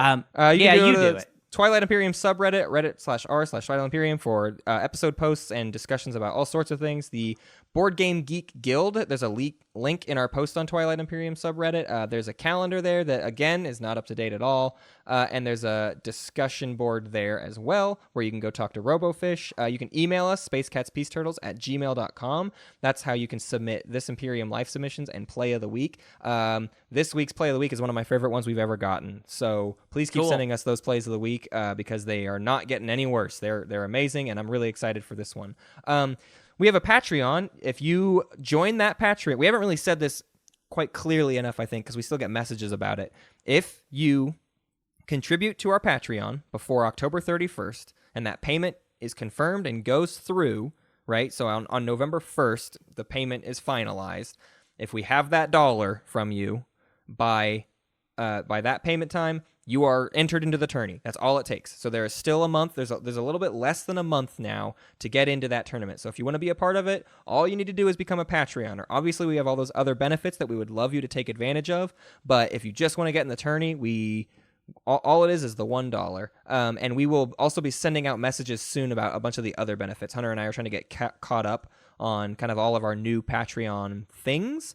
And so we're going to start kind of hitting up all of the different tiers about their benefits. So yeah, look forward to some that people have coming already soon. been hit up about it, and if you haven't been hit up yet, don't worry, we are working through it right now. Right, and we two of the ways we use that are Patreon. We also go through our Discord for some of those things. So if you want to get in on some of those Patreon benefits, find our Discord and come join us in all of our fun conversations we have. Also, rate our podcast on Apple Podcasts and iTunes. It helps increase visibility and makes Twilight Imperium a more popular game, so we all have more people to play with and we get more people in future tournaments. Yeah.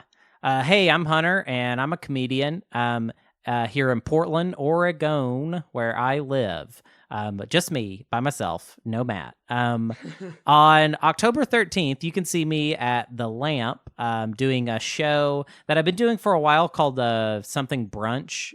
Yolks and Jokes, I think is what it was called, which is a name that I wasn't really that into. So we changed the name. It's now called Comedy Bender.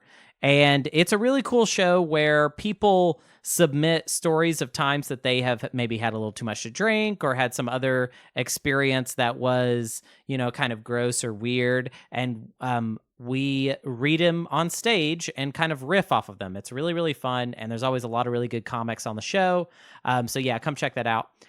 Most importantly, though, comedy-wise, this month, on October 17th, at the Kickstand Comedy Theater at 7:30 p.m., my sketch group, the Love Boys, are going to be doing their final show for the foreseeable future. One of the Love Boys, Milan Patel, who is a really excellent comedian who I've mentioned several times now on the show. Please check him out on YouTube if you want to see some really funny stuff. Check me out on YouTube too, but definitely check Milan out. He's really, really funny. So we will be doing our final show with Milan. That is on November 17th at 7:30 p.m. That show is probably going to be pretty wild. And I would really, anybody that likes coming out to my Portland comedy shows, please really consider that one. Because we're going to have a lot of really, really good comics on it. And Milan is going to do a bunch of time at the end. And I promise you will like, if you don't like me, that's fine, but you will like Milan. Milan is great.